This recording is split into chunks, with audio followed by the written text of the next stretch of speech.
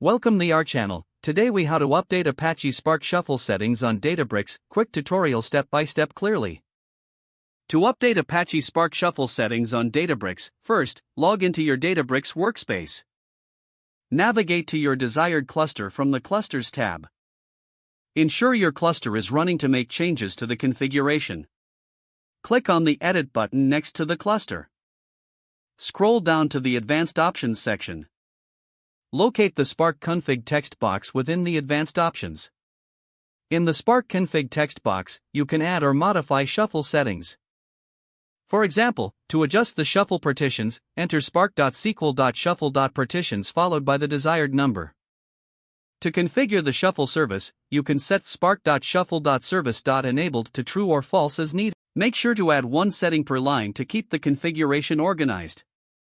Once you've added or modified your settings, scroll down and click the Confirm button. This will apply your changes to the cluster configuration. After confirming, restart your cluster for the new settings to take effect. You can monitor the restart process in the Clusters tab. Once the cluster is back up, your updated shuffle settings will now be active. To verify the changes, you can run a simple Spark job that involves shuffling data. Check the Spark UI to ensure the settings are applied correctly. This completes the process for updating Apache Spark shuffle settings on Databricks.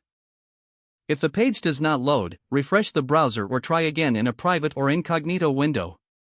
Make sure you are using the correct email address, then retype it carefully to avoid small typos. If your password is not accepted, use the reset option and create a new strong password you can remember.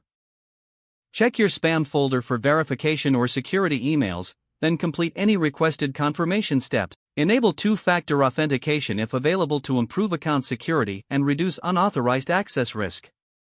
After signing in, review your profile details so your contact information and settings are accurate and current. If you see an error message, note it down and try again after restarting your device and internet connection. Log out when you finish, especially on shared devices, to keep your account and payment information secure. If the page does not load, refresh the browser or try again in a private or incognito window. Make sure you are using the correct email address, then retype it carefully to avoid small typos. Don't forget to like this video and subscribe to our channel for more step-by-step tech guides.